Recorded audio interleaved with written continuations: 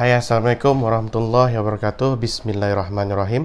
Nama Uncle Sufyan Ismail, merupakan pengamal perundangan syariah di negeri Sabah atau lebih dikenali dengan Peguam Syar'i. Hari ini Uncle akan share beberapa tips isu perundangan syariah khas untuk semua follower Uncle maupun semua orang di negeri Sabah ataupun di Malaysia, untuk Uncle sharing apa-apa isu perundangan syariah yang berlaku selama Uncle beramal sebagai seorang peguam syar'i lah. Okey, hari ini apa persoalan kita yang perlu Uncle jawab mengenai isu perundangan? So Uncle akan bawa bini Uncle selaku wakil terhadap orang awam mengenai persoalan-persoalan syariah yang banyak diajukan di page Uncle, mengenai apakah yang perlu dibuat, begini apa yang perlu buat. So hari ini bini Uncle akan bagi beberapa soalan dan Uncle akan jawab soalan-soalan tersebut mengikut persepsi undang-undang syariah. Hai, Assalamualaikum. Saya Len Ramli. Saya adalah isteri kepada Sufyan Ismail. So, ada banyak persoalan yang masuk ke dalam DM page Sufyan Ismail ni. So, satu-satu kalau dia menarik, saya akan soal dan dia akan jawab secara general saja, okey? Okey, soalan yang pertama, saya meminta pendapat. Saya telah difailkan nusyus oleh suami saya dan saya telah memfailkan tuntutan perceraian setahun sebelum dia memfailkan nusyus terhadap saya. Saya akan ke mahkamah tanpa melantik peguam. Saya mau tanya Uncle sini, adakah proses saya ni akan susahkah sebab kerana saya tidak ada lantik peguam? Kerana semua tuntutan nusyus yang suami kenakan pada saya semua tidak relevan. Saya mau tanya soalan dia, adakah dia susah tanpa saya mengambil peguam, dan apakah yang perlu saya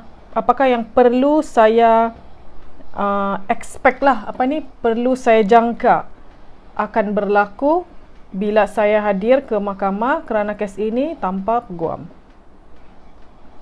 Okey, ini kes maksudnya dia ada kes berlawan lah di antara pihak-pihak. Okey, senang basically di mahkamah macam inilah. Apa-apa kes yang berlawan, maksudnya dia memerlukan perbicaraan yang berlawan, dia memang susah. Maksud dia seorang klien tu, pihak-pihak tu dia perlu ada peguam. Sebab apa? Di dalam mahkamah, seandainya orang plaintiff atau defendant tu dia tidak faham mengenai prosedur mahkamah, sudah pasti benda ni akan membebankan pada pihak-pihak tu. Sebab dia tidak tahu apa yang perlu dijawab, apa yang perlu disediakan, apakah proceeding yang sepatutnya berlaku. Semua tu orang tidak tahu. Sebab apa? Mahkamah ni dia bukan orang akan pergi selalu. Maksudnya orang yang bermasalah sahaja yang akan ke mahkamah syariah.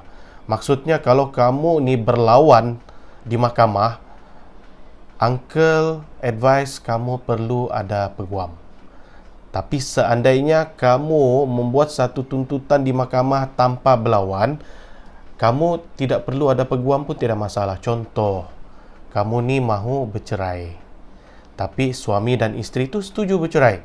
So, benda tu kamu tidak perlukan peguam. Kamu just pergi ke mahkamah, daftar, lepas tu buat tuntutan dan mohon terus di hadapan hakim dan nyatakan bahawa kamu ada persetujuan pihak-pihak di dalam perceraian. Jadi dalam kes tersebut disebabkan oleh tidak ada lawan, maksudnya masing-masing bersetuju, itu kamu tidak perlu peguam. Kalau kamu mau ada peguam pun boleh, tidak masalah. Tapi pada keadaan demikian, kalau kamu tidak ada peguam pun tidak ada masalah, sebab benda tu mudah. Sebab tidak ada contested daripada pihak-pihak. Maksudnya tiada berlawan, semua ada persetujuan. Jadi senanglah, hanya hakim akan mengendoskan terhadap tuntutan tersebut. Tapi apa-apa kes di mahkamah syariah yang melibatkan berlawan ataupun memerlukan proses perbicaraan di antara pihak-pihak, dakwaan yang tidak boleh diterima di antara pihak-pihak, kamu perlu kepada peguam syar'i. Tidak kisahlah kamu di pihak plaintiff maupun pihak defendant. Sebab apa? Dalam kes yang macam tadi itu, bagi uncle mengikut kebiasaan amalan untuk di mahkamah di Sabah, seandainya seorang isteri itu sudah memfailkan fasah, lalu setelah setahun barulah si suami memfailkan nusyuz, benda ni kita boleh perasan sudah. Oleh disebabkan ada contested, maksudnya ada perlawanan di antara dua pihak. Isteri tadi menghadapi sampai setahun dia fasah belum selesai. Sepatutnya di dalam standard procedure, apabila kita memfailkan kes tu akan berjalan selesai dalam tempoh averagingnya 6 bulan. Itu adalah standard masa lah, kalau dia mengikut standard yang biasa. So maksudnya, kenapa dia punya kes itu berjalan selama setahun? Sebab uncle percaya ada proceeding yang dia tidak lengkap. Jadi membuatkan seorang plaintiff tu yang membuat tuntutan di mahkamah, proceeding tu menjadi lagi panjang. Di sana saya kamu sudah perasan, bercerai apabila tiada persetujuan fasah tu pun setahun. Selepas setahun ada lagi kes baru yang suami failkan terhadap nusyuz tu. Jadi uncle punya nasihat adalah kamu perlu ada peguam, supaya peguam kamu boleh menasihatkan plaintiff ataupun defendant apa yang harus dibuat. Tanpa ada orang yang arif dalam undang-undang, agak sukar untuk seseorang plaintiff ataupun defendant tu untuk membuat pembuktian di mahkamah syariah. So uncle harap tips ini boleh memberi manfaat kepada orang yang memberikan soalan ni, supaya kamu ni tahu apa tindakan dia. Kamu perlu ambil peguam. Sebab kalau tidak, kes ni akan lebih panjang. Okey? Di dalam kes ni, kebiasaan amalan sama ada kamu failkan kes cerai, fasah ataupun nusyuz, kes ni akan berjalan serentak, di mana kes cerai dahulu akan didengar. Okey? Faham ah? Uncle harap persoalan ni uncle sudah jawab. Seandainya jawapan ni mungkin ada lagi persoalan lain, kamu boleh PM uncle lah lagi untuk bertanyakan soalan yang lebih lanjut. Okey, kita selang-selikan dengan itu kata-kata motivasi ya. So ciri-ciri orang yang berfikiran positif, melihat satu masalah itu menjadi satu peluang. Okay, contohnya macam masalah contoh bercerai lah contohnya.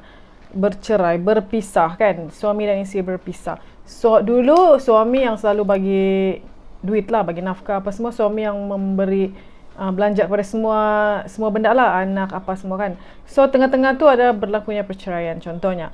So, bila kita positif, kita melihat satu masalah tu menjadi satu peluang, ialah bila kita sebagai macam suri rumah belajar untuk menjana income sendiri.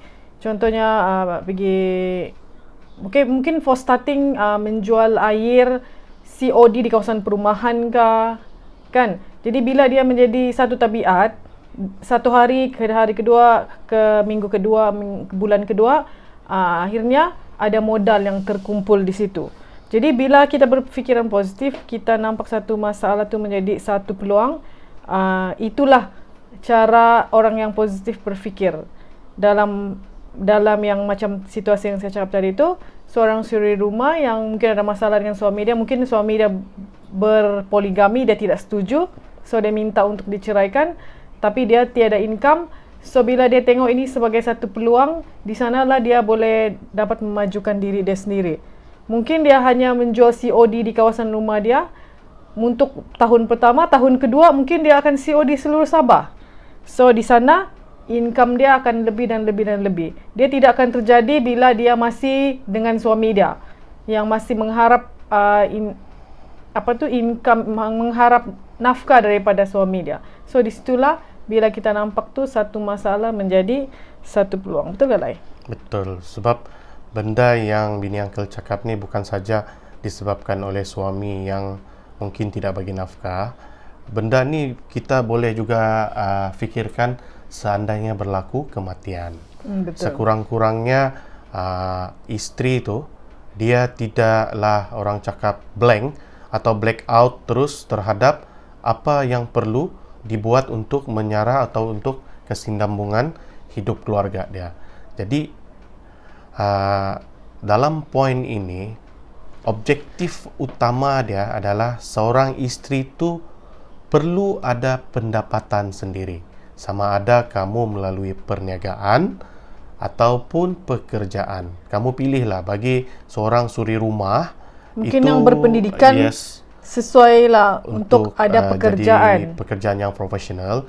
Bagi yang pendidikan yang agak tidak berapa tinggi, mungkin kamu memilih untuk berniaga daripada rumah. Sebab sekarang ni banyak Banyak peluang di media sosial. Kamu boleh berniaga, di mana perniagaan tu boleh menjadi pendapatan yang lebih tinggi berbanding orang yang makan gaji. Macam mungkin mula-mula dalam grup rumah tu je. Ya, betul. Kan? Kawasan kampung tu lama-lama menyebar mungkin daerah, lepas tu negeri. Sebab benda yang uncle cakap ni adalah pengalaman uncle di mahkamah.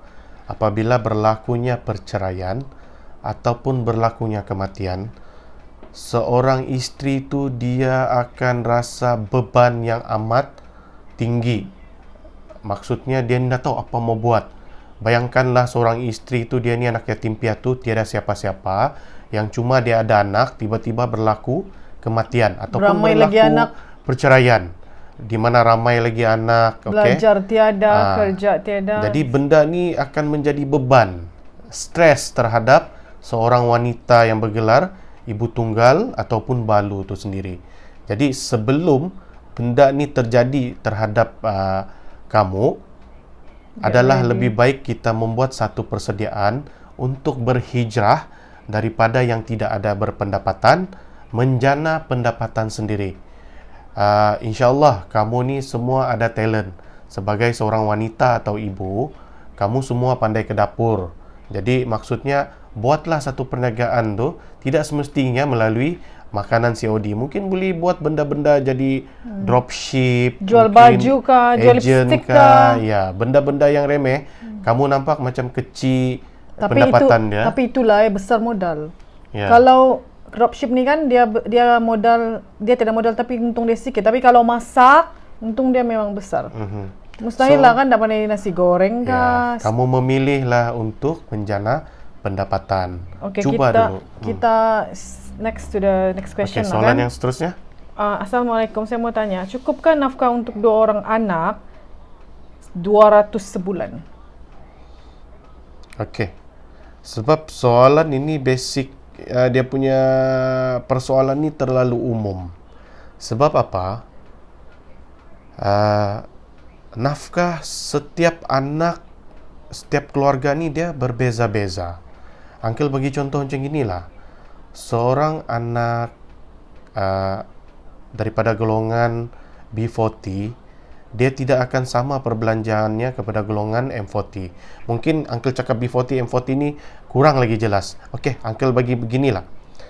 Seorang anak daripada golongan petani, perbelanjaan untuk kesinambungan hidup dia tidak akan sama kepada golongan yang makan gaji, contohnya kerani sekolah ataupun guru. Dia punya nafkah anak tu berbeza dari segi kesinambungan hidup. Seorang anak guru, dia tidak akan sama sebagai nafkah anak dia tu dibezakan dengan seorang anak penjawat awam yang tinggi, contohnya anak pengarah. Dia berbeza sebab cara hidup tu dia berbeza-beza. Tapi secara asas untuk nafkah anak 200 tu memanglah tidak memadai. Kalau kita bahagikan 200 tu kepada 2 orang, maksudnya anak tu hanya mendapat 100 sebulan. Dan 100 sebulan apabila dibahagikan kepada 30 hari, maksudnya benda ni jadi berapa ringgit sih sebulan? Macam dalam 3 ringgit lebih kah? Lai bayar bas sekolah mu dah lepas. Yes, kalau kita kira secara basically pun tidak lepas. Tapi inilah masalah apabila kamu membuat satu tuntutan di mahkamah tanpa ada orang yang mahir terhadap undang-undang. Sebab hakim akan membuat keputusan berdasarkan kepada dokumen dan keterangan serta saksi-saksi yang kamu bawa ke dalam mahkamah. Betul, di dalam secara basically, kalau kita nampak 200 tu tidak mencukupi. Memandangkan kamu buat tuntutan di mahkamah tanpa peguam, di mana kamu tidak dapat membuktikan seorang suami ini dia mempunyai kemampuan di dalam membayar nafkah certain amount atau satu jumlah yang tertentu, maka mahkamah akan putuskan mengikut apa yang difikirkan wajar. Contohlah, waktu tu si suami itu mungkin dia bagi tahu dia punya pendapatan tu mungkin dalam 800 atau 1,000. Jadi apabila ditolak dengan komitmen dia cuma ada dalam mungkin 300 baki. Jadi sebab itulah mungkin hakim bicara atau mahkamah pada ketika itu membenarkan RM200 untuk diserahkan menjadi nafkah anak. Maksudnya baki terhadap si bapa itu ada 100 lagi untuk survive. Itu adalah pembuktian yang dibuktikan di mahkamah. Jadi macam mana pula kalau suami tu gaji dia contohnya 10,000 kan? Tapi komitmen dia sampai 9,000. Okey. Macam mana tu? Kalau kamu ada peguam tu pandai akan macam mana membuktikan bahawa 9,000 komitmen tu bukanlah satu benda yang wajib dikomitkan. Sebab confirm lah kalau sudah berpendapatan tinggi ni. Memang anak sudah biasa diberi belanja pun macam yang berpendapatan tinggi kan. Janganlah sudah bercerai mau bagi nafkah anak tiba-tiba jadi 100 pula. Sebab tidak itulah sesuai. Kebanyakan orang awam tanpa diwakili peguam, dorang tidak tahu cara bagaimana mahu membuktikan di mahkamah bahawasanya komitmen si suami itu adalah tidak perlu. Jadi apabila kamu tidak dapat membuktikan, benda ni akan diputuskan mengikut apa yang ada di mahkamah.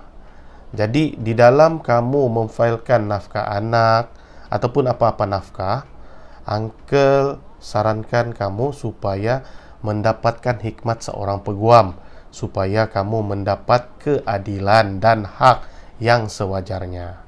Okay? So, next kita cerita pasal tips untuk menjadi seorang yang berfikiran positif. Ialah kita ni menikmati hidup kita. Walau macam mana pun tahap income, tahap pendapatan kita, ada cara untuk kita menikmati hidup kita dengan hati yang lebih baik lah, happy. Dengan hati yang lebih besar hati. Contohnya macam kalau macam mana kami menikmati hidup, bukanlah kami bagus tapi I just want to share. Kalau kami menikmati hidup bila balik kerja penat malam tu, kami akan keluar pergi minum kopi-kopi. So kami akan cerita dengan my husband apa masalah apa semua. Dan secara kami menikmati hidup juga, kami suka berjalan ke mana-mana lah yang berjalan tidak semestinya ikut cara orang, kena ikut cara sendiri, kena ikut tahap kemampuan sendiri. Ada orang suka mancing kan lah. Betul. Ada orang suka main game. So nikmati hidup kamu, tapi jangan terlampau melebihi batas, macam main game sampai habis duit, pancing ikan sampai mengabaikan keluarga, itu tidak bagus. So apa-apa yang positif yang kamu boleh rasa kamu dapat nikmati hidup dengan lebih baik, itu akan meningkatkan lagi cara berfikiran kamu yang lebih positif. So bila kamu positif, hidup kamu akan lebih bermakna. Orang-orang yang sekeliling pun akan rasa tempias kegembiraan tu. Betul tak, Lai? Betul. So soalan seterusnya, apa lagi soalan untuk Uncle? Baru mau cari, Lai. Okay. So you say something loh buat apa yang aku cakap tadi tu. Okay. Sebab apa?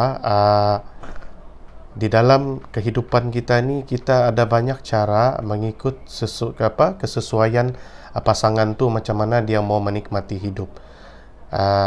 Apa yang Uncle mau sarankan adalah kamu perlu maintain kamu punya cara semasa kamu masih lagi orang cakap di awal perkahwinan sehingga ke saat sekarang. Contohnya lah kan, kalau dulu awal perkawinan kamu ni suka jalan-jalan, makan-makan, makan angin atau tengok wayang, so kamu kena maintain lah. Kecuali Soalan seterusnya, saya memohon fasa dan saya sudah mohon untuk pergi kaunseling sebanyak 2 kali. Tapi 2 kali pun suami tidak hadir. Macam manakah proses fasa saya tu nanti? Kaunseling pun tak datang. Macam mana dia punya fasa tu nanti tu? Okey. Uncle agak confused sikit sebab apa? Biasanya kalau orang minta fasah ni, dia sebenarnya tidak perlu kaunseling lah. Mungkin dia maulah betul lah. Mungkin Sebab dia apa? mau. Biasanya bila seorang pasangan tu berkaunseling, dia diambang ingin bercerai, bukan sudah bercerai. Maksudnya, sebelum dia memfailkan cerai, sepatutnya itu yang dia buat tindakan dengan kaunseling di Jabatan Agama lah. Itu yang kebiasaannya kena buat. Jadi Uncle beranggapan mungkin dia cuba mendapatkan hikmat nasihat lah terhadap tindakan dia di dalam memfailkan fasah. Okey. Bagi Uncle, apabila seorang wanita atau isteri itu telah memfailkan fasah, maksudnya dia sudah ada satu goal ataupun dia ni memang sudah nekat terhadap ingin bercerai. Jadi apabila dia sudah nekat ingin bercerai, dia hanya perlu fokus terhadap dakwaan fasah dia tu tadi. Contohnya kalau kamu ni berbahagi dua untuk bercerai atau tidak, itu maksudnya kamu tidak perlu failkan ke mahkamah. Kamu hanya mendapatkan nasihat ataupun kaunseling dahulu. Sebab apa? Sisi kaunseling ni dia memerlukan kepada komitmen dua belah pihak. Tapi seandainya sebelah pihak, contoh suami itu enggan membagi kerjasama, maksudnya pihak sebelah sudah tidak ada minat di dalam untuk memperbaiki hubungan suami isteri tersebut. Jadi kalau sudah tidak ada komitmen ataupun kerjasama di dalam memperbaiki hubungan suami isteri itu, Uncle rasa seorang wanita tu dia wajar untuk memfailkan kes perceraian fasahnya ke mahkamah. Jadi apabila kamu sudah memfailkan kes tu ke mahkamah, sepatutnya kamu fokus terhadap kes tersebut, terhadap dakwaan kamu. Aku rasa begini Bani, dia memang mau fasah, tapi sebelum fasah tu dia pergi buat kaunseling dulu. Okay. Tapi 2 kali dia pergi kaunseling tu, dua pun suami dia nak datang. Jadi maksud dia macam mana lah ni kalau the next step dia mau berfasah ni, sebab itu kaunseling pun suami tak datang. Mungkin dia mau help the relationship dulu batu. Sebenarnya begini, di dalam perceraian melalui tuntutan fasah maupun taklik, kita tidak memerlukan lafaz talak daripada si suami. Maksudnya perceraian itu akan berlaku melalui kebenaran hakim, di mana hakim sendiri yang akan memutuskan fasah ataupun taklik tersebut. Okey. Maksud Uncle, apabila kamu membuat tuntutan cerai fasah ataupun cerai taklik tanpa kehadiran suami, kes ini akan berjalan seperti mana peruntukan undang-undang Seksyen 121/1/B membolehkan perbicaraan sebelah pihak. Di sana kamu perlu bawa saksi-saksi ataupun bawa dokumen yang menyokong dakwaan kamu. Kalau fasah, dakwaan fasah lah. Sebab fasah ni ada alasan-alasan tersendiri apakah cerai yang membolehkan seseorang itu dideklar atau didakwa sebagai fasah. Okey. Jadi maksudnya di sini, siapakah saksi yang perlu kamu bawa? Sudah pasti saksi itu orang yang mengetahui tentang alasan fasah kamu tu ataupun taklik kamu tu. Orang yang terdekat adalah seperti anak, bapa, ibu, adik-beradik, jiran, klik dari orang cakap, kawan sekerja. Semua yang Uncle sebut ni boleh dijadikan saksi di mahkamah syariah. Ingat, di mahkamah syariah ni sekurang-kurangnya kita kena bawa 2 orang saksi lelaki ataupun nisbah 1 lelaki ni 2 perempuan. Seandainya tidak ada lelaki, kamu kena bawa 4 orang perempuan. Kena ingat, untuk saksi di mahkamah tidak semestinya 18 tahun ke atas. Yang penting anak tu, seseorang tu sudah mumais. Contohnya anak yang berumur 10 tahun ke atas, yang petah bercakap 12 tahun. Dia juga layak untuk menjadi saksi di mahkamah syariah. Contoh dalam dakwaan fasah tu mungkin dia dipukul. Agak mustahil untuk kita tahu kejadian pukul-memukul ni orang yang di luar rumah. Mungkin dia berlaku dalam rumah. Yang nampak cuma mungkin anak ataupun ibu ataupun pembantu rumah. Jadi orang-orang inilah yang akan menjadi saksi di dalam kes fasah alasan telah dipukul tersebut. Okey? Jadi uncle mau bagi tahu, walaupun suami tidak bagi kerjasama di dalam tuntutan cerai, fasah maupun taklik, tidak ada masalah. Kamu boleh meneruskan proses perbicaraan tanpa suami itu hadir. Jadi ingat kepada para suami, jangan ingat kes cerai tidak boleh berlaku tanpa kehadiran pihak suami. Jadi uncle sarankan kepada suami, kalau betul kamu tidak bersalah, hadir ke mahkamah untuk membuat pembelaan. Seandainya kamu tidak tahu macam mana membuat pembelaan, dapatkan hikmat seorang peguam syar'i untuk membuat pembelaan terhadap dakwaan isteri kamu pasal tu fasah. Sebab sekarang ni banyak berlaku, bukan semua isteri yang memohon fasah tu benda tu benar. Kadang-kadang perkara ni sebenarnya alasan sahaja di dalam membuat tuntutan cerai. Jadi bagi mangsa suami ni, suami jadi mangsa ni, kamu boleh buat pembelaan. Okey, membuat pembelaan terhadap tuduhan, mungkin tuduhan tu bohong. Jadi janganlah bertindak dengan tidak hadir ke mahkamah.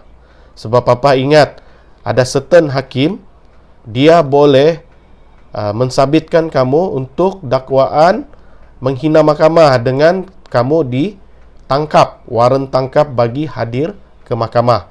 Sebelum pihak hakim membuat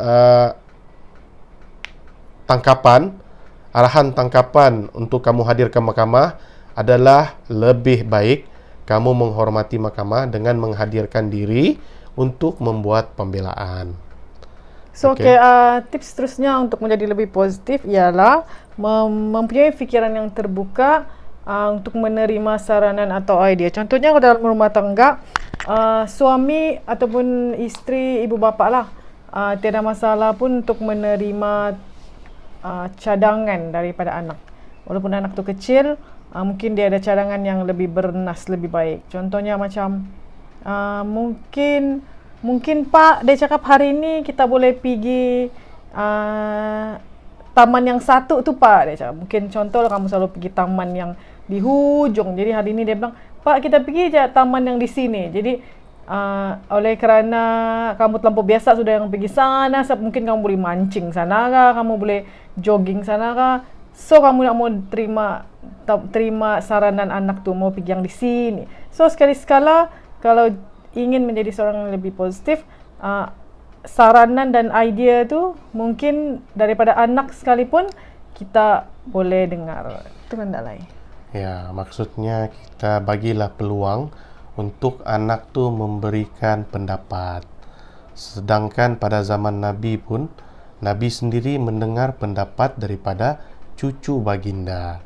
So maksudnya di sini, di dalam kita hidup berumah tangga tu, kita perlu ada satu interaksi bersama anak-anak, di mana pendapat anak-anak juga wajar dipertimbangkan. Dan isteri juga. Dan iyalah, apa contohnya isteri. Mungkin pendapat ni dari segi membuat satu keputusan. Macam yang tadi itulah, keputusan untuk bersiar-siar.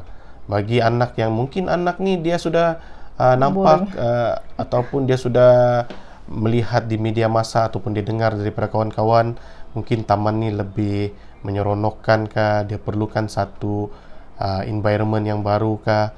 Jadi pendapat anak tu kita wajar untuk pertimbangkan supaya anak-anak ni lebih merasa dihargai, lebih confident di dalam memberikan pendapat terhadap orang yang lebih tua. Okey, isteri ni dia tanya, Okey. apakah yang saya boleh buat jika suami saya meninggalkan saya dan anak-anak tanpa nafkah zahir dan batin?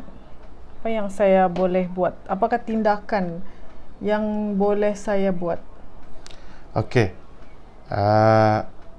Sebenarnya soalan ni umum. Dia tidak bagi nafkah sama ada dia ni masih tinggal sebumbung atau tidak sebumbung. Zahir dan batin. Ya Okey. kan? Tak tahu kan? Kita pun tidak tahu. Okey.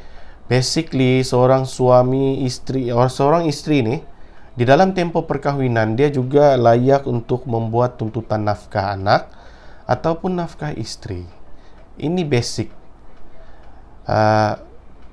Inilah hak kamu yang kebanyakan isteri ni dia tidak mahu guna sebab kasihan. Asalnya kasihan. Tapi oleh kerana kasihan yang terlampau, si suami ni sampai leka atau pura-pura lupa untuk bertanggungjawab di dalam memperuntukkan nafkah yang wajib tersebut. Sebab itulah ada di mahkamah peruntukan terhadap tuntutan nafkah isteri semasa, tuntutan untuk tunggakan nafkah isteri, tuntutan nafkah anak semasa, tuntutan tunggakan nafkah anak. Benda ni kamu boleh pohon walaupun di dalam perkahwinan. Tidak semestinya mau tunggu bercerai baru mau pohon. Sebab benda ni apabila kamu buat satu tuntutan di mahkamah, insya-Allah si suami tu baru mungkin akan terhantuk di dinding lalu tersedar bahawasanya seorang suami itu mempunyai tanggungjawab yang besar di dalam memperuntukkan nafkah seorang isteri dan nafkah anak-anak tersebut. Jadi dua basic tuntutan ni perlu kamu buat dahulu sebelum kamu memikirkan untuk bercerai. Uncle sudah cakap daripada dulu lagi, jangan sikit-sikit mau bercerai, sikit-sikit mau bercerai. Buatlah tuntutan yang lain dahulu sebelum kamu membuat keputusan untuk membuat tuntutan cerai. So apakah tuntutan yang Uncle cakap tadi? Tuntutlah nafkah anak dan tuntutlah nafkah isteri semasa. Banyak lagi yang mau tanya Uncle ni, dua tuntutan ni macam mana mau tuntut apa?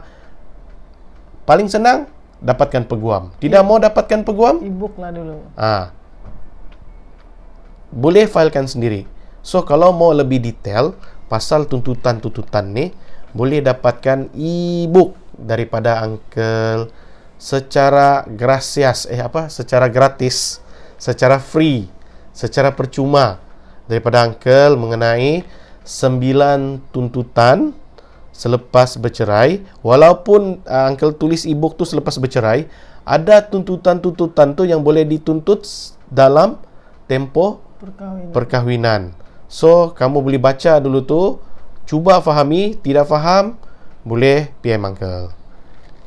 Okey, tips untuk berfikiran positif lagi ialah kita janganlah suka berfikiran negatif, terutamanya dalam rumah tangga kan, especially kalau fikiran saya lah, kalau suami dan isteri itu yang bekerja, kerja dia lain, masa dia tu lain daripada yang 8 to 5 lah. Mungkin dia kena overtime, mungkin dia kena keluar untuk outstation. So mungkin bila suami dia ada isteri yang busy, yang selalu pergi outstation, selalu kerja di luar atas tuntutan tugas tu, suami janganlah suka jealous lebih-lebih kan, fikir yang negatif, dia pergi mana ni, dia pergi, padahal dia mencari rezeki juga untuk keluarga dia. Jadi untuk lebih positif, benda-benda yang negatif ni buanglah dari fikiran kerana dia tidak membawa apa-apa pun faedah kepada keluarga. So aku teruslah dengan soalan ataupun kamu mau cakap something lagi pasal negativity. Okay, soalan saya terus. Okay. Saya ingin minta pendapat,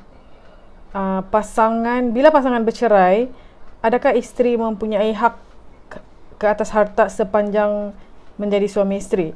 Kerana apabila saya diceraikan, saya dihalau keluar rumah selai sepinggang. So bekas suami kaut semua harta. alasannya semua harta tu saya yang beli. Tiada kena mengena pun dengan kamu, dengan isteri lah. Sebab isteri dia mungkin suri rumah apa ni. Ya. So, hari ini kamu kena dengar baik-baik. Ini adalah tips yang paling suami takut bila dia tahu bini dia tahu dan faham terhadap undang-undang harta pencarian. Dengar baik-baik di dalam tuntutan harta pencarian. First yang kamu perlu tahu apa tu harta pencarian. Basically, harta pencarian apa-apa harta yang berharga atas nama pihak-pihak, tidak kisahlah nama tu nama suami ataupun isteri, yang diperolehi, yang dimiliki di dalam tempoh perkahwinan hingga ke hari perceraian ataupun kematian. Ada beza daripada dimiliki di dalam tempoh perkahwinan, kekal sehingga berlakunya perceraian ataupun kematian. Itu adalah harta pencarian. Sebab ada yang tanya uncle lagi, uncle, ada harta tu dia sudah jual. Kalau dia sudah jual di dalam tempoh perkahwinan, maksudnya itu bukan harta pencarian. Sebab kenapa? Dia dimiliki dalam tempoh perkahwinan, tapi tidak kekal sehingga perceraian ataupun kematian. Benda yang tidak kekal sampai tempoh kematian ataupun perceraian, itu bukan harta pencarian. Kena faham. Sekarang kamu sudah faham apa dia harta pencarian. Adakah uncle sebut tadi mesti dibeli oleh satu pihak saja ataupun dua-dua pihak baru harta pencarian? Tidak ada uncle sebut. Sebab apa? Di dalam enactment undang-undang syariah, harta pencarian itu adalah harta yang dimiliki, yang uncle sebut tadi, daripada tempoh perkahwinan sehingga hari perceraian ataupun kematian, sama ada dimiliki dalam usaha tunggal ataupun usaha bersama. Maksudnya, either dibeli oleh satu pihak sahaja ataupun dua pihak. Apa contoh satu pihak saja? Contoh laki itu beli rumah dengan duit gaji dia sendiri. Sebab si isteri ini suri rumah, dia tiada pendapatan. So, suami dia lah yang beli itu total tu rumah melalui gaji, potongan gaji, bank ke apa. Itu adalah usaha tunggal. Itu pun adalah harta sepencarian. Apa dia usaha bersama? Contoh dua-dua kerja, dia buat loan, joint loan. Maksudnya satu rumah tu dua penama. Itu adalah usaha bersama, juga dianggap sebagai harta sepencarian. Jadi maksudnya di sini untuk suami-suami yang mendakwa bahawa isteri suri rumah tidak ada hak terhadap harta yang dimiliki dalam tempoh perkahwinan, yang dibelinya dalam tempoh perkahwinan, adalah salah. Maksudnya isteri ini dia ada hak di dalam harta tersebut walaupun dia baru kahwin kau 1 jam. Contoh, kau baru kahwin, lepas kahwin 1 jam kau beli rumah. Rumah tu kau beli, lepas tu sudah kau beli, baru bercerai. Dia ada hak harta sepencarian sebab dia dimiliki di dalam tempoh dia berkahwin. So kamu kena faham, benda ini sama juga dengan si isteri. Contoh, isteri beli ni rumah, suami ni kunun dia tiada menyumbang secara langsung di dalam membayar deposit rumah kah, bayar rumah kah. Dia juga ada hak di dalam sumbangan tidak langsung. Benda ni dia back to back. Maksud uncle back to back ni, sama ada suami atau isteri juga ada hak di dalam harta sepencarian. Jadi uncle harap benda ni jelas. Di dalam harta pencarian ni kamu kena faham dulu apa maksud harta pencarian. Tips untuk lebih positif, bersyukur dengan apa yang kita ada. Janganlah suka mengeluh dengan apa yang kita tiada bila kita nampak orang yang lebih daripada kita. Tapi ini tidak bermakna kita tidak mau berusaha untuk dapat apa yang kita mau. We can dream. Dream itu, mimpi itu free saja. Jadi contohnya macam kita kena bersyukur lah. Contoh macam kita ada rumah, kita selalulah pandang orang yang di bawah daripada yang tiada rumah. Kan Lai? Kalau orang ada kereta, tengoklah macam yang kau selalu cakap tu Lai. Kalau orang tiada kereta, tengoklah orang yang naik motor. Betul. Kalau orang yang naik motor, Tengoklah orang naik biskal. orang yang naik bicycle. Orang naik biskal, tengoklah orang jalan kaki. Orang yang ada kaki untuk berjalan, Tengoklah orang yang pakai sentiasalah wheelchair. melihat mereka yang pakai kerusi roda. Ya, orang yang kerusi roda pula tengok orang yang terlantar di atas katil. Jadi So, kita benda ni kita kena bersyukur sentiasa lah. bersyukur, tapi dalam masa yang sama Kita berusaha. kena berusaha untuk menjadi yang lebih baik. Kena banyak berdoa, kerana akhirnya Allah saja yang akan bagi kepada kita semua apa yang kita mahu tu. Kan? Betul. Kena berusaha, kena berdoa dan kena bertawakal lah. Dan sentiasa bersyukurlah. Bersyukur. Okey, bersyukur tu macam mana? Dia not simply mau cakap Alhamdulillah. Maksudnya kita kena mengikut semua apa yang disarankan, iaitu dengan menunaikan solat 5 waktu. Itu tandanya kita bersyukur. Di dalam solat kita tu kita berdoa dan bersyukur terhadap nikmat yang telah diberikan. Bukan setakat bersyukur, tetapi tidak menunaikan tanggungjawab sebagai seorang hamba Allah yang wajib menunaikan solat 5 waktu. Mungkin yang 5 perkara tu buatlah, macam bayar zakat, apa semua tu kan. Yes. Bagi saya definisi bersyukur besar. Salah satunya ialah bila kita bangun pagi, ada breakfast di atas meja. Alhamdulillah, itu pun sudah cukup bersyukur. Ada anak yang sehat. Ya. Ada kereta yang tidak balik-balik rosak. Betul. Itu merupakan satu rezeki. Mungkin biasa orang nampak rezeki ni cuma materialistik, tapi kadang-kadang orang tidak perasan, kadang-kadang rezeki ni datang dalam bentuk yang berbeza kan. Kesehatan, mungkin dalam bentuk rezeki ni dalam bentuk keluarga yang bahagia. Ya, ada keluarga yang bahagia, ada isteri atau suami yang sangat supportive. Ya, itu juga merupakan satu rezeki. So apa yang ada di dalam hidup kamu, walaupun dia sedikit, appreciate lah, hargai the highest appreciation you can give, okay? So terus pada soalan kan? Soalan seterusnya.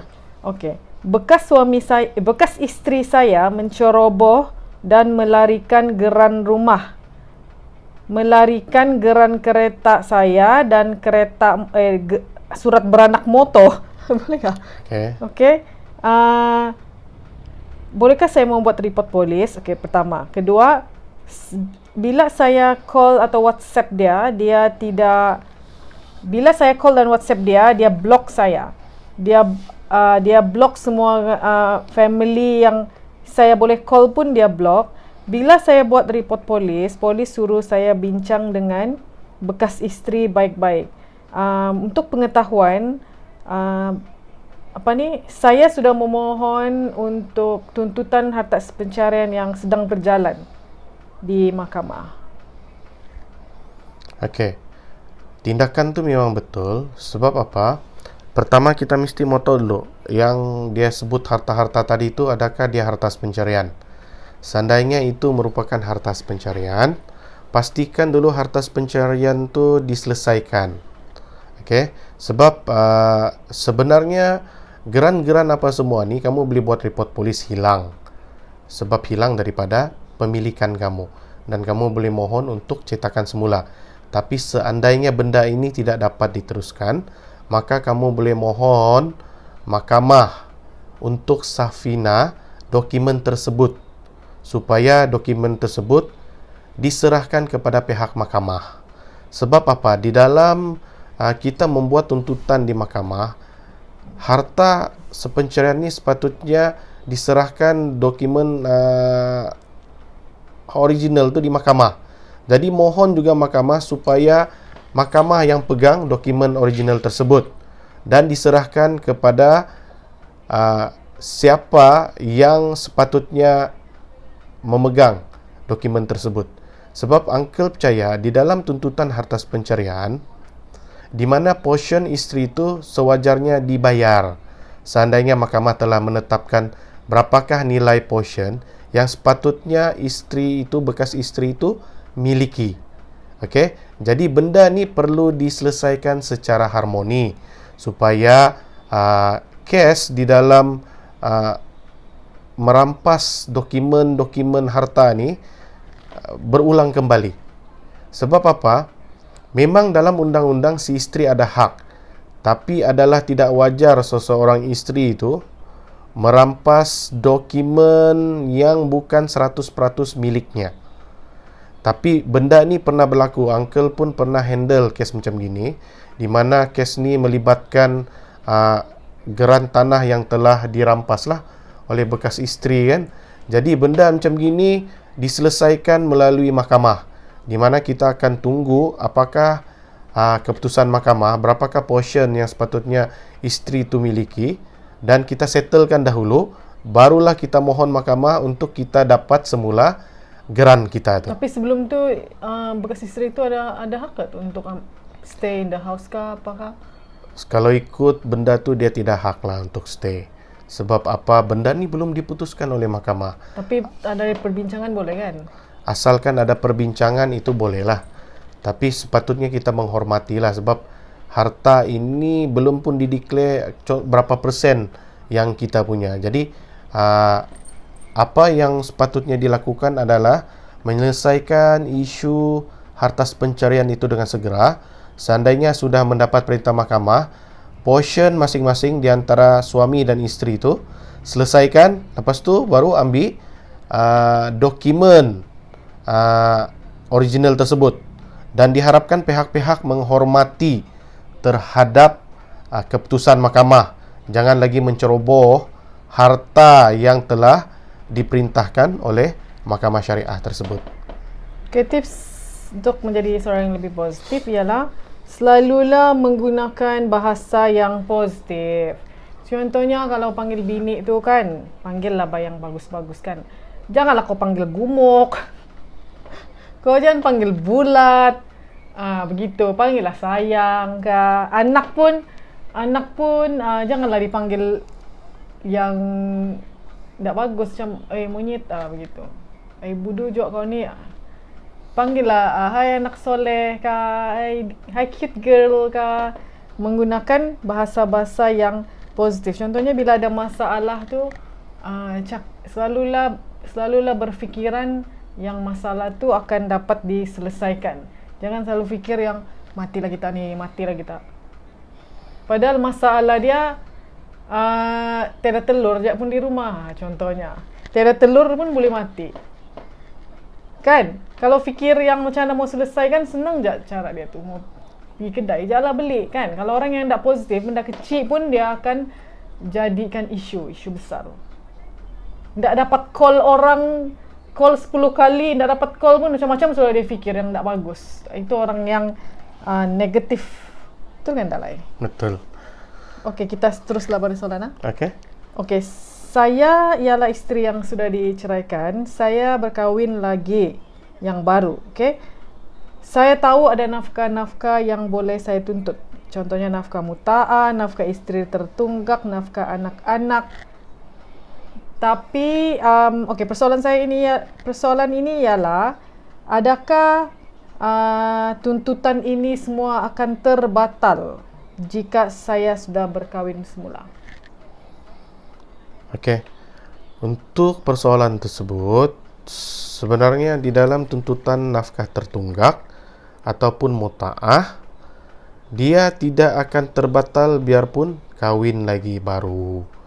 Apa yang boleh membatalkan adalah hak jagaan anak. Boleh hilang seandainya kamu seorang isteri itu berkahwin lagi baru. Tapi dalam bab nafkah ataupun muta'ah ataupun hartas pencarian, kamu masih boleh tuntut. Tidak ada masalah. Biarpun perkara ini sudah 10 tahun, 20 tahun atau 15 tahun. Ni orang tak tahu ni. Jadi benda ni kamu masih layak tuntut di mahkamah syariah terdekat. Jadi janganlah kamu risau. Biarpun perempuan tu sudah kahwin 4-5 kali bertukar-tukar, kamu masih layak membuat tuntutan muta'ah, Lagi tuntutan banyak. nafkah edah, Banyak kawin lagi banyak boleh tuntut. tuntutan tunggakan nafkah di mahkamah syariah. Jadi, kalau benda ni kamu mau tuntut, uncle punya advice, dapatkan peguam. Kalau kamu tuntut sendiri, ceritanya akan bertuntut bertahun-tahun tanpa ada cerita. Okey, so jawapan dia boleh. Okay, tips untuk berfikiran lebih positif ialah menggunakan bahasa tubuh yang positif. Contohnya kalau jalan jumpa orang, senyumlah. Jumpa bini kah, jumpa laki pun senyum. Kadang-kadang ada macam angin dia tu. Piu je, ndak senyum pun. Berjalanlah dengan goyangan tangan dan badan yang ekspresif. Contohnya kalau jumpa orang dari jauh, angguk sekejap kah. Okay? Dan menggunakan intonasi yang bersahabat. Intonasi berkata-kata dengan orang lain tu macam kawan yang baik lah, sahabat. Kan macam kalau jumpa orang, Assalamualaikum, dah lah Assalamualaikum. Begitu tu. Yang kasar-kasar. Tu kan dah lah. Betul. Okay, mungkin ni soalan yang last lah kan? Okey, teruskan. Okay, suami saya ambil dadah dan berjudi online. Banyak hutang, duit dia habis dengan hutang dia aja. Okay, saya sudah dapat banyak nasihat. Kalau suami ambil dadah ni, saya tidak perlu tunggu lagi. Saya boleh minta cerai untuk pastikan masa depan anak saya lebih selamat. Begitu juga dengan perkembangan anak. Saya minta dilepaskan untuk bina hidup yang baru. Soalan saya, apakah perkara pertama yang perlu saya buat? Mungkin dia confused betul lah. Ada orang mau bilang mau pergi counselling lah. Ada orang bilang mau jumpa peguam dulu kah? Okey, jadi begini, apabila kamu mendakwa suami kamu hisap dadah, suami kamu berjudi, benda yang pertama yang perlu kamu buat adalah membuktikan dakwaan kamu tu. Kita tidak simply mau cakap di mahkamah, Sianu tu suami saya ni dia hisap dadah. Oh, dah ada bukti lah. Perlu ada bukti. Sebab kalau kamu mau cakap setakat hisap dadah, uncle pun boleh cakap kamu hisap dadah. Sebab apa main cakap je kan, tidak ada bukti. Jadi setiap dakwaan perlu ada bukti, perlu ada saksi. Apakah bukti yang perlu kamu tepilkan? Contoh, habis kamu cakap suami kamu ni selalu kena tangkap polis. Apabila kena tangkap polis, dia mesti ada itu sabitan. Jadi sabitan tu yang di polis tu, itulah yang jadi bahan bukti kamu ke mahkamah. Gambar boleh tak tu? Gambar pun boleh. Gambar apa? Gambar dia kena tangkap je lah. Yes, boleh. Bukan Cuma senang kamu dapat sabitan tu. Setakat gambar laki kamu disabitkan itu tidak kuat. Sebab apa? Seseorang itu belum dianggap bersalah apabila sudah disabitkan bersalah. Jadi kamu kena buat satu dokumen bahwasanya suami kamu ni telah disabitkan bersalah dan telah didenda berapa banyak. Yang itu yang perlu kamu bawa. Jadi saksi siapa yang mau bawa? Biasanya saksi ini anak-anak lah. Ataupun ibu bapa kamu kah? Ataupun siapa adik-beradik kamu kah? Sebab benda-benda yang macam gini ni selalu diketahui oleh keluarga terdekat sahaja. Jadi isunya sekarang, macam mana kamu mau membuktikan di mahkamah bahwasanya suami kamu ni terlibat dengan jenayah? Kamu kena dapatkan dokumen. Sebab adalah tidak adil untuk kamu beritahu di mahkamah dengan hanya air liur kamu. Kamu perlu susuli dengan pembuktian. Sebab kalau kamu mau cakap laki kamu ni kena tangkap isap dadah, semua orang pun boleh bercakap yang sedemikian. Cuma apa bezanya di mahkamah adalah perlu kamu buktikan terhadap apa yang kamu dakwa. Jadi kalau kamu memilih untuk mendakwa suami kamu terlibat dengan kesalahan jenayah dadah, kamu perlu buktikan melalui dokumen, dapatkan surat daripada pihak polis, dapatkan surat daripada pihak mahkamah atas sabitan dia masuk penjara bla bla bla bla, kamu boleh dapatkan surat bertulis. Okey, di dalam fasah tu sendiri ada beritahu bagi seorang suami yang ditangkap disebabkan oleh kesalahan jenayah bla bla bla begini, kamu boleh mohon fasah. Bila disabitkan kesalahan penjara begini pun kamu boleh minta fasah. Sebab apa? Walaupun orang di penjara, kamu still boleh memohon fasah. Adalah prosedur yang perlu kamu ikuti. Pasal tu lah Uncle cakap, apabila kamu mendakwa seorang suami yang mungkin dia sudah berada pun di penjara, dapatkan seorang peguam untuk kamu menyampaikan saman di penjara. Sebab agak mustahil juga orang awam yang baru first time pergi mahkamah untuk memfailkan fasah, menyampaikan saman di penjara tu. Sebab kamu pun tak tahu macam mana mau pergi sana. Jadi dapatkanlah hikmat seorang peguam syar'i untuk membantu kamu macam mana melalui proses fasah dengan dakwaan terhadap salah laku jenayah, sama ada dadah maupun perjudian. So kita sampai sini je kita punya sharing. Okay. Okay, daripada saya, just be positive in whatever you do. Ada orang komen begini, bolehkah perempuan tu cakap Melayu je, jangan cakap English? Dia cakap, so as long as you can understand my English ka, my BM ka, itu bukan isu dia, okay? Yang penting kamu dapat tangkap, itu main point. Kalau tak pandai English, bila saya bercakap English gini, jadi kamu belajarlah juga secara automatik kan. Just be positive in whatever in your life is. Kan, Lai? Betul. So, kami akan cuba istiqamah untuk sharing begini. Ada orang tanya soalan dalam DM tu. Mustahil lah dia dapat jawab semuanya. So, masa ni lah ambil peluang untuk kamu belajar sikit lah pasal isu-isu dalam mahkamah syariah. Daripada kau, Lai? So, apa yang baik tu datangnya daripada Allah. Mana yang kurang, salah cakap, mungkin ada cakap yang boleh mengguris hati mana-mana pihak, Uncle mewakili bini Uncle juga, kami mohon maaf. So, tujuan Uncle sharing ni adalah CSR Uncle selaku seorang pengamal perundangan syariah yang swasta. Uncle faham bukan semua orang mampu untuk mendapatkan konsultasi berbayar. Jadi cara begini Uncle boleh bantu, terutamanya orang Sabah ni, bagi education mengenai isu syariah.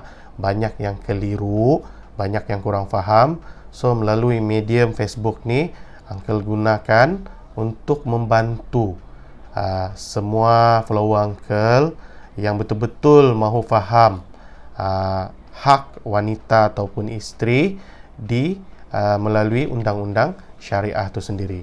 So, ini bukanlah satu konsultasi ataupun iklan untuk Uncle, dan ini merupakan satu sharing untuk Uncle kepada semua follower, sedekahkan kepada follower Uncle yang memerlukan ilmu undang-undang syariah itu sendiri.